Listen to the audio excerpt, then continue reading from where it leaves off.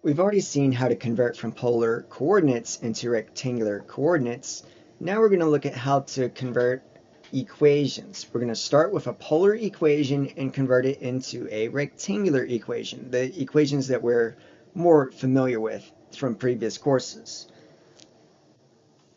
In rectangular, keep in mind that we want all x's and y's.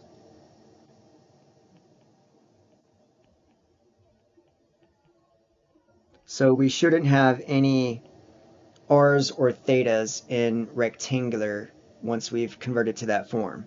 And later when we're looking at polar, we essentially want r's and thetas. We should not have x's and y's when we're dealing with polar. Now there's going to be two basic techniques that typically work when converting from polar to rectangular. They are, one, squaring both sides of the equation, and two, multiplying both sides of the equation by r. Now, these typically work, but they don't always work. They don't always convert every single polar equation into rectangular, and we'll see that in one of the examples we do in a few minutes. We can also start by making some substitutions. So we have four standard substitutions here that often appear in these kinds of equations. Remember that x squared plus y squared is r squared, and x is equal to r cosine theta, y is r sine theta, and tangent of theta is y divided by x. We'll use some of these in the following examples. Now looking at example A, we want to convert this polar equation into rectangular form. Notice that we have r on the left and cosine theta on the right. We don't have an equivalent statement for just r or just cosine, but we do have an equivalent statement for r squared and r cosine theta. So what we want to do, one of the common tricks that we'll do when converting is multiplying by r on both sides. It doesn't always work, but in this case it will help us. If we multiply by r on the left side, r times r is r squared. And we'll multiply by r on the right side to get r cosine theta. And look at what we now have. We have r squared, which we have a definition of r squared, and we have r cosine theta. We also have a formula for that as well. So from earlier, x squared plus y squared is r squared.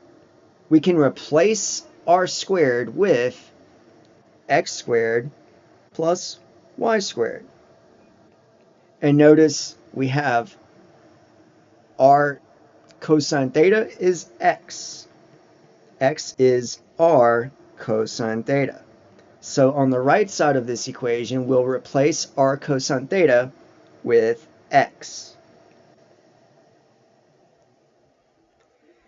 And now, technically, it is in rectangular form. This equation no longer has r and theta in it, so technically we have converted it to its equivalent rectangular form.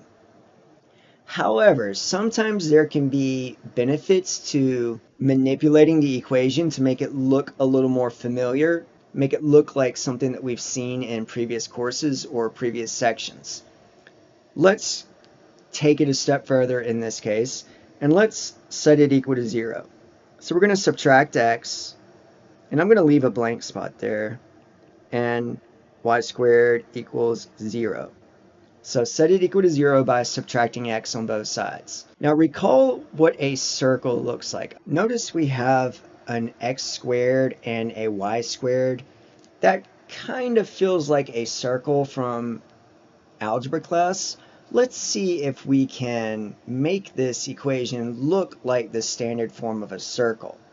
Recall, in order to do that, we need to complete the square. Completing the square. So let's see if we remember how to do that. Our goal is to create a perfect square trinomial on the x's and the y's. Now the y is already a perfect square. We don't need to change it. But we do want to replace this blank spot with a number that will then force this expression on the left in x to be a perfect square. Remember, to do that, we do b divided by 2 quantity squared. In this case, b is -1. So we have -1 divided by 2 squared. And that is 1/4. So what we can do is we can add that in place of that blank spot. And if we do it on the left, we need to also do it on the right side. Keep that equation balanced. What we just did is we created a perfect square trinomial.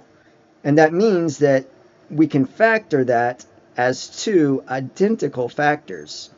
That will be x something squared. And that something is always b over 2. The value b over 2 before it gets squared, in this case, was -1/2. And we'll just copy the rest. Notice that y squared is already a perfect square. We don't need to do any extra work to it. Then the right side is 1/4.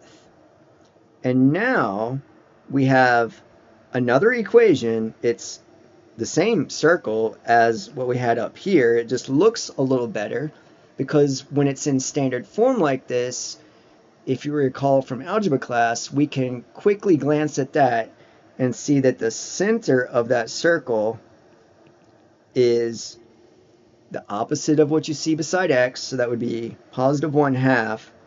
We don't see a number beside the y term, so that would be 0. And we can also see that the radius is the square root of this constant. The square root of 1/4 is 1/2. So we have a little bit more information when we have this standard form of a circle as opposed to the previous equation. Again, the previous equation is still correct. It's just easier to identify what shape we're dealing with by taking a few extra steps to convert it to standard form. In example B, we have r equals sine theta divided by cosine squared theta. Now we could try to use the same technique that we did over here and multiply both sides by r. On the left side we would get r squared, which we can replace, but on the right side we would have r sine theta in the numerator, which we could replace, but we're still stuck with cosine squared theta. So that's not going to work in this case. We wouldn't be able to convert cosine squared theta into x's and y's. So we need another technique. Sometimes simply rewriting the problem will help us with that situation. Let's think of this as r equals sine theta divided by cosine theta times 1 divided by cosine theta. We're simply rewriting that right side of the equation as a product of two different expressions. Now recall, sine theta divided by cosine theta, we can write that as tangent theta. And for now, let's leave 1 divided by cosine theta as it is.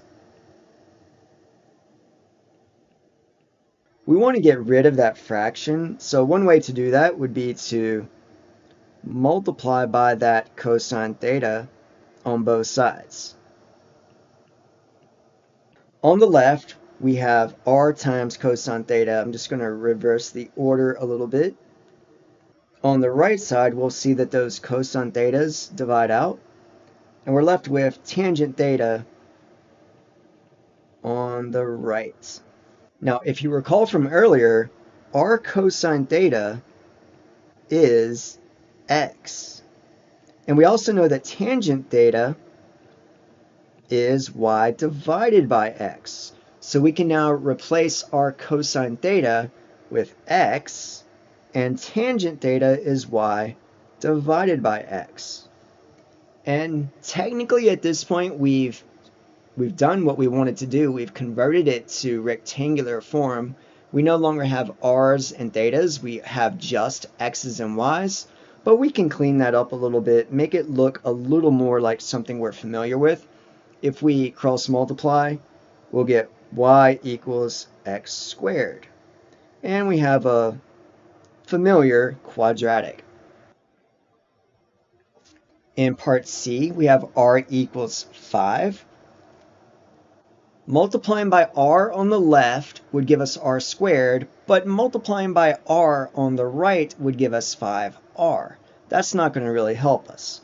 So in this case, we can use the other trick, which I said earlier, which is square both sides. If we square both sides, squaring the left will give us r squared, squaring 5 will give us 25. And we know from earlier, r squared by definition is x squared plus y squared. And this is equal to 25. Notice we now have a rectangular equation. And hopefully we recognize that as a circle. We have a circle. This time the center is at the origin. And the radius is the square root of 25, 5. In example D, let's multiply both sides by r. R squared equals 4r sine theta. We know that r squared we can replace with x squared plus y squared. Let's bring down the 4. R sine theta is y. Again, at this point, we technically have rectangular form. We no longer have r's and thetas, so we've technically answered the question. But let's keep going like we saw in example A and see if we can make it look a little more like something we're familiar with. Let's set it equal to 0. So we'll subtract the 4y on both sides. We're going to leave a blank spot because we again want to complete the square on the y's. So let's complete the square. Remember, to do that, we take b, divide it by 2, and square it. B in this case is negative 4 divided by 2. That is negative 2 squared, which is 4. So 4 is what we're going to add to both sides. That's that blank that we wanted to fill in. If we do it on the left, we need to make sure we do it on the right side as well. X squared is already a perfect square. We don't need to manipulate that in any way. And we can factor the y quadratic now. Notice that it is a perfect square trinomial. Whenever you complete the square, you are completing it, meaning we've made a perfect square trinomial. The number that goes in beside y will always be b over 2, the quantity before it gets squared. In this case, negative 4 divided by 2 is negative 2. And now we have a slightly better looking, maybe not better looking, but more familiar equation in rectangular form. We can see now that this is a circle and its center is 0, 2. Its radius is the square root of 4, which is 2. Once again, we had the equation here. It's just not quite as obvious at first what kind of shape that is. With a little bit of extra algebra steps, we can see more clearly that we're dealing with a circle, and then we have some specifics about that circle.